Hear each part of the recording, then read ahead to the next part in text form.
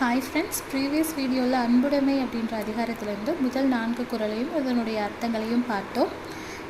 இந்த வீடியோவில் மீதி இருக்கக்கூடிய குறள்களையும் அதனுடைய அர்த்தங்களையும் பார்க்கலாம். 5வது குறள், அன்புற்று அமர்ந்த வழக்கென்ப வையகத்து இன்புற்றார் ஏதும் சிறப்பு.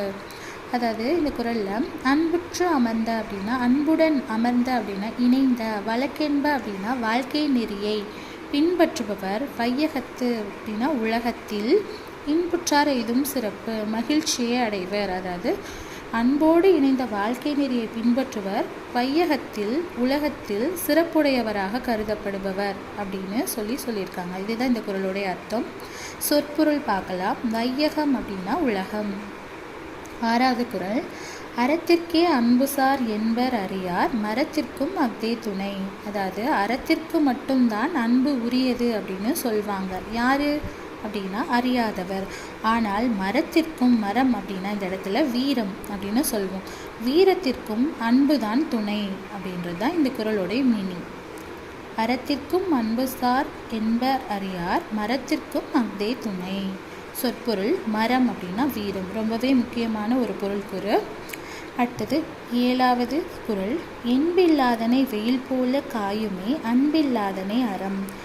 அதாவது என்பு இல்லாதனை அப்படின்னா எலும்பு இல்லாத உயிர்களை வெயில் சுட்டெரிக்கும், காயுமே அப்படின்னா சுட்டெரிக்கும். அதுபோல அன்பு இல்லாதனை, அன்பு இல்லாத உயிர்களை அறக்கடவுள் வருத்தி அளிப்பார் அப்படின்றது தான் இந்த குறளுடைய அர்த்தம். என்பில்லாதனை வெயில் போல காயுமே அன்பில்லாதனை அறம். 8வது குறள், அன்பகத்து இல்லா உயிர் வாழ்க்கை வன்பார்க்கன் வற்றல் மரம் தளிதற்று. இந்த குறளில் என்ன பண்ணியிருக்காங்க அப்படின்னா, ஒரு பாலை நிலத்தில் இருக்கக்கூடிய ஒரு வற்றல் மரத்தை உயிர் வாழ்க்கையோடு கம்பேர் பண்ணியிருக்காங்க. ஸோ இல்லாத ஒரு விஷயத்தை, நடக்கவே முடியாத ஒரு விஷயத்தை இன்னொரு கருத்தோடு கம்பேர் பண்ணியிருந்தா இது இல்பொருள் உவமையணி அப்படின்னு சொல்லுவோம். இந்த குறளோட அர்த்தம் என்னன்னு பார்க்கலாம்.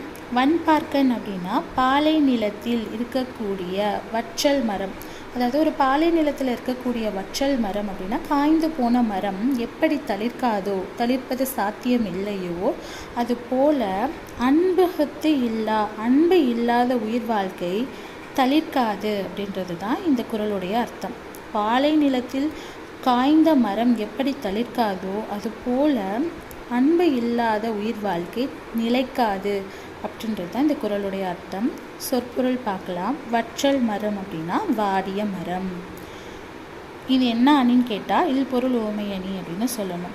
அன்பகத்து இல்லா உயிர் வாழ்க்கை வன்பார்க்கன் வற்றல் மரம் தளிதற்று.